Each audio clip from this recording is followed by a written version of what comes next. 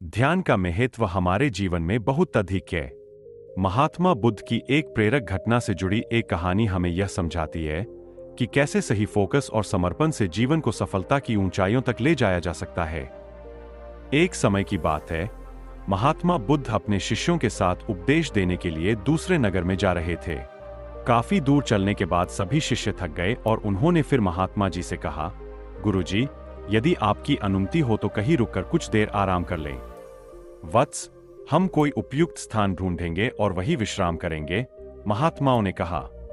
कुछ देर चलने पर उन्हें खेत दिखाई दिया। खेत में एक छोटा लड़का और एक बूढ़ा आदमी जुताई कर रहे थे। हे सज्जन, क्या हम यहाँ कुछ देर आराम कर सकते हैं? महात्मा ने बूढ़े व्यक्ति से पूछा। उस बूढ़े ने महात्मा को पहचान लिया और हाथ जोड़कर उनका अभिवादन किया और कहा, अरे महात्मा जी, यह हमारा सौभाग्य है कि आप हमारे खेत पर आए। तुम वही उस पेड़ के नीचे आराम करो, मैं जलपान करने की व्यवस्था कर दूंगा। तब महात्मा जी ने कहा, हे सज्जन, आप अपना काम पूरा करें, हमें कुछ नहीं चाहिए। फिर भी बूढ़ा नहीं माना और कुछ फल तोड़कर पानी देकर बूढ़ा अपने काम में लग गया। फिर सभी शिष्यों और महात्मा जी ने फल और पानी लिया और सभी वही आराम करने लगे। फिर बूढ़ा आदमी अपना काम करता रहा। फिर बूढ़े का पोता काम करते करते थक गया और मन ही मन सोचने लगा कि अभी तो आधा खेत ही जोता है, आधा खेत अभी बाकी है। अब मैं थोड़ा आराम करूंगा और फिर आधा खेत जोतूंगा। ऐसा सोचकर वह एक पेड़ के नीचे जाकर आराम करने लगा।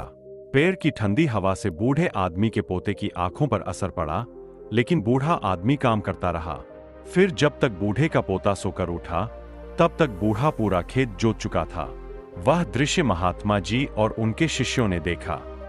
तब उनके शिष्य ने महात्मा जी से कहा, हे गुरुजी, इस बूढ़े व्यक्ति ने इतना बूढ़ा होने के बावजूद बिना आराम किए पूरा खेत जोत लिया और दूसरी ओर आपका पोता इससे छोटा होने के बावजूद भी आधा खेत जोतकर आराम करने लगा।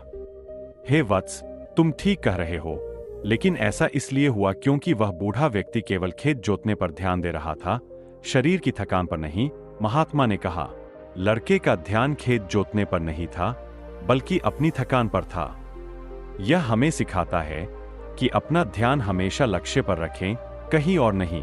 इतना कहकर महात्मा जी और उनके शिष्यों ने बूढ़े को नमस्कार किया और अपने रास्ते चले गए।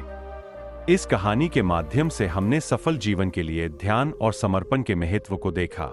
यह हमें याद दिलाता है कि अपने लक्ष्यों को प्राप्त करने के लिए हमें समय समय पर आराम करने की आवश्यकता है। लेकिन इसका मतलब यह नहीं है कि हमें अपने काम में आलसी होने की अनुमति है। सही फोकस और समर्पण के साथ हम सभी चुनौतियों का सामना कर सकते हैं और अपने लक्ष्यों को प्राप्त करने में सफल हो सकते हैं। दोस्तों, अगर आपको ये कहानी अच्छी लगी हो तो कृपया करके आपकी प्यारी चैनल पीसफुल बुद्धा को सब्सक्राइब अवश्य करें, ताकि ऐसी ही सीख देने वाली कहानी हम आप तक पहुंचा सके।